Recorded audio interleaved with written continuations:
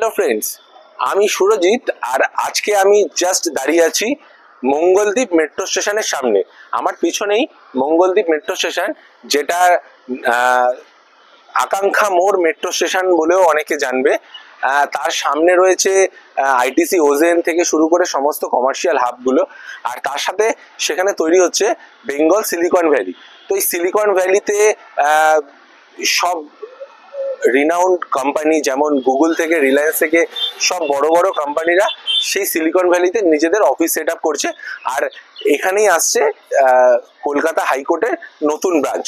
আর এইটাই হচ্ছে সেই লোকেশন যেখানে চলে আসছে সব রিনাউন্ড স্কুল থেকে, হসপিটাল থেকে, সমস্ত কিছু। আর এই লোকেশনটাই হচ্ছে আপকামিং নিউ টাউন রিয়েল এস্টেটের মেজর লোকেশন। তো এই লোকেশনে চলে আসছে, যেমন আপনাদেরকে আমি আগেও বলেছি, 1 থেকে 2 কিলোমিটারের ডিস্টেন্সে এফ রেসিডেন্সি, পূর্তি তাৎসাম, আর ভবানী পালাইসো, আর তার সাথে থাকছে সালারপুরিয়া ইন্সপায়ার। আর তার সাথে আরো একটা আপনাদেরকে নতুন প্রজেক্ট, যেটা একদম মেট্রো স্টেশন থেকে 300-400 মিটারের ডিস্টেন্সে আসছে, সেটা লোহারুকা গ্রুপের নতুন একটা প্রজেক্ট, যেটা 2025-এর দুর্গাপুজোর পরেই সেটার লঞ্চ হতে যাচ্ছে। তো এই প্রজেক্টটার কিছু স্পেশাল বেনিফিট আছে, যেটা এটা একদম সিলিকন ভ্যালির অ্যাডজয়েন্ট। মানে ধরুন সিলিকন ভ্যালি থেকে এটা ডিস্টেন্স জাস্ট 500 মিটার।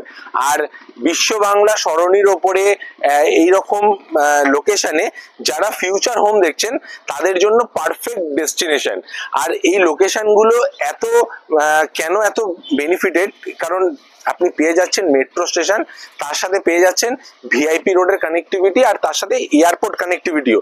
আর সব থেকে মেজর পয়েন্ট, যে এই লোকেশনগুলোতে প্রত্যেকটা লোকেশন এতটাই প্রমিনেন্ট, মানে ধরুন এই মুহূর্তে যদি এখানে কারো রেসিডেন্স থাকে, তারা এখনই এখানে বসবাস করে। মানে এখানে এটা ফিউচার হোম হবে এরকম নয়, এটা অলরেডি রেসিডেন্সিয়াল এলাকাই, মানে এখানে লোকজন অলরেডি থাকছে। আর তাছাড়াও এখান থেকে আপনি যদি সেক্টর 5 কানেক্ট করতে চান, তাও উইদিনে 10 মিনিটসে কানেক্ট করতে পারবেন। তো এই নতুন প্রজেক্টটার সম্বন্ধে আরো জানার জন্য, আরো এই নতুন প্রজেক্টের ইনফরমেশনের জন্য আমাদের দেওয়া